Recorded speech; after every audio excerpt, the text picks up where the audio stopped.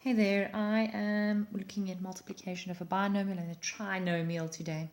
First thing, we just look at the steps over here. Multiply each term in the first bracket with each term in the second bracket, and then you add any like terms together, just like we would have done in the case of a binomial multiplied by a binomial. So let's have a look at the examples together. Let's just select a pen here. Okay, it's all good. Okay, so let's choose a red color first. So x is being multiplied with x squared, and that gives you x to the power of 1 plus 2 is 3. Then x is multiplied by 3x, which is positive 3. And remember, x times x, you add the 1 and the 1 in the exponents. Oops, and that gives you x to the power of 2. Then x is being multiplied by negative 4, and that's negative 4x. Then the negative 1, and I'm going to select a blue color here, is multiplied by each term in the second bracket. So then multiplying by negative 1 just changes all the signs of whatever you're multiplying with. So negative 1 times x squared makes it become negative 1x squared. And then negative 1 times 3x is negative 3x. And negative 1 times negative 4, mind the signs, a negative times a negative is a positive, so that makes it positive 4. Right, and then we can simplify the expression by selecting and collecting any like terms. So I have like terms, squared terms, and then I have x's, which are like terms. The other two are not like terms. So when we add the like terms, firstly, x to the power of 3, I'm writing it in descending powers of x. So firstly comes x to the power of 3, then I add the x squared terms. So 3x squared and negative 1x squared, 3 minus 1 is positive 2x squared.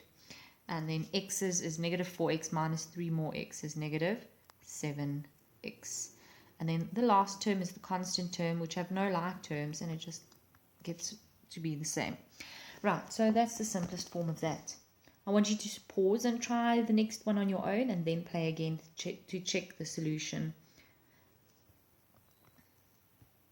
So first we multiply 2x by x squared. So signs, numbers, variables, remember, break it down for yourself. So 2 times 1 is 2, and x times x squared is x to the power of 3. Once again, then 2x multiplied by negative 2x gives you negative 4x to the power of 2. And then 2x multiplied by 5, 2 times 5 is 10, so it's positive 10x. Then multiplying with 3 times x squared is positive 3x squared. And then positive 3 times negative 2x, positive times a negative is a negative. And then 3 times 2 is 6, so, and then no variable times x remains x. Lastly, 3 is multiplied by 5, and that's 15. Right, and then we can simplify that expression. Let's collect, or first select the like terms. Negative 4x squared and 3x squared would be like terms, and 10x and negative 6x would be like terms. So that gives you the highest exponent in x is x cubed, so that's 2x cubed with no like terms. Then negative 4x squared and positive 3x squared, negative 4 plus 3 is negative 1x squared. Then lastly, any like terms, 10x and negative 6x gives you positive 4x, and the constant term then positive 15. And that's the simplest form of that expression. Right, so your work you can look at for this would be the multiplication of a binomial and trinomial worksheet over here, which I will post the memorandum of soon. Mixed operations, this is the more difficult part, guys, where you take everything that we've done so far and you put it into one sum, for example, sometimes. So let's have a look-see here.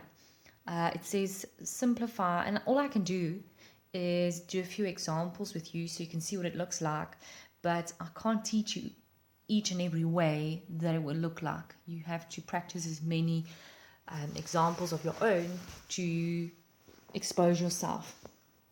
So let's see. It says simplify 8a plus 3 multiplied by 8a minus 3, sorry, subtract 8a minus 3 all squared, and then subtract again 8a plus 3 all squared. So let's write this out in a better way, because I have the all squared terms. I know that it should be written as a binomial multiplied by a binomial. So I'm going to try and write as small as possible here.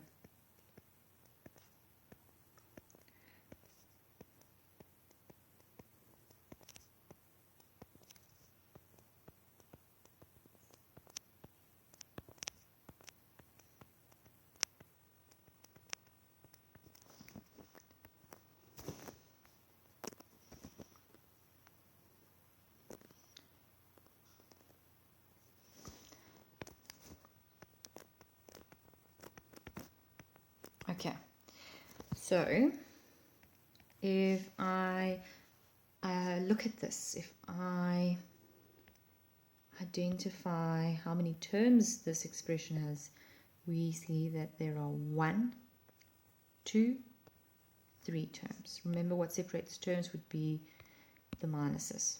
So now if I go and simplify or expand actually each of these terms, I would multiply, do the foiling. So 8a times 8a gives you 64a squared. 8a times negative 3 is negative 24a. 3 times 8a is positive 24a. And then 3 times negative 3 is minus 9. I realize I have to write smaller now. Subtract. Now I'm going to put brackets for my next answer. Can you identify why I'm putting brackets? We have done this revision in class. So yes, I'm putting it there because I'm subtracting the whole answer that I get of this product. Remember, this is as good as multiplying a negative 1 into the brackets here. So I want us to correctly multiply this first, FOIL, then distribute, like we learned in the previous lesson. So 8a times 8a again is 64a squared, and then 8a times negative 3 is negative 24a. Then negative 3 times 8a is once again negative 24a. And then negative 3 times negative 3 is positive 9. If you don't mind, I'm going to continue on into the next line. So I'm subtracting once again 1 times, so it's 1 times all of this, and therefore I want to insert brackets, so I'm sure to subtract the whole expression that I get in the answer of the FOIL calculation. And once again, 8a times 8a is 64a squared. 8a times 3 is 24a. 3 times 8a is 24a. And 3 times 3 is positive 9. Righty, so now we first need to simplify where possible, even inside the brackets here. And then we are going to write, collect like terms. So those are like terms. And then in this term, these are like terms. And in this expression, these are like terms. So we're going to simplify each of those firstly. So if I simplify, ooh, that's the wrong color.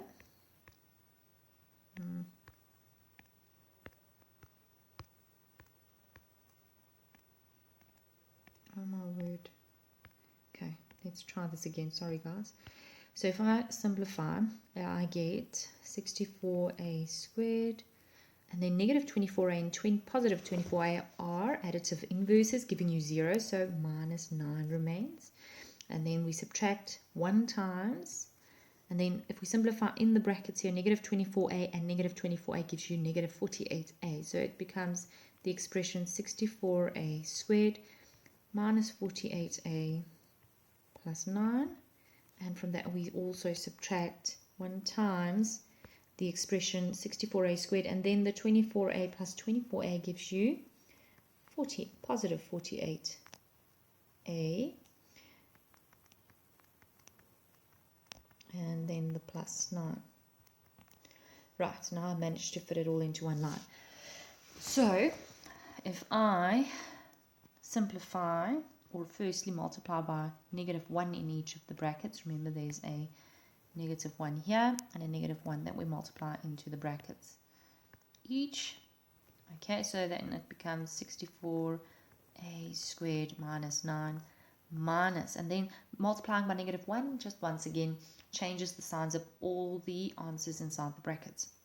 So it becomes 64a squared minus 64a squared, and then negative times that negative gives you positive 48a, and then -1 times 9 is -9, and then in the last term, -1 times 64a squared is negative 64a squared, -1 times 48a is negative 48a,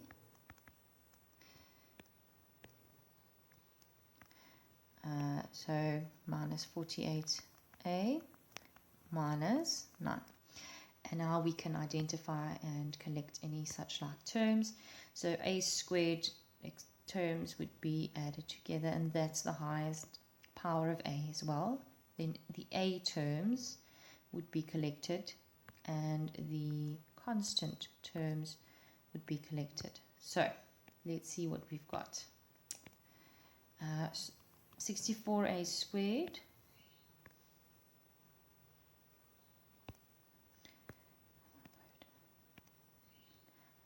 minus 64a squared is 0, but then there's another negative 64a squared, so that's negative 64a squared for the a squared terms. Then for the a terms, the yellow underlined terms, 48a minus 48a, those are the only two additive inverses they are, so 0 for the a terms. And then the constant terms, -9 and -9 and -9 altogether gives you -27. Righty, so as you can see, these are big calculations, and you have to keep your eyes on each section at a time. Number 2, find the sum of x squared minus 3 and the product of x minus 4 and 2x plus 1. So firstly, you have to write this as an actual calculation. So the sum of means to add, and the product of means to multiply.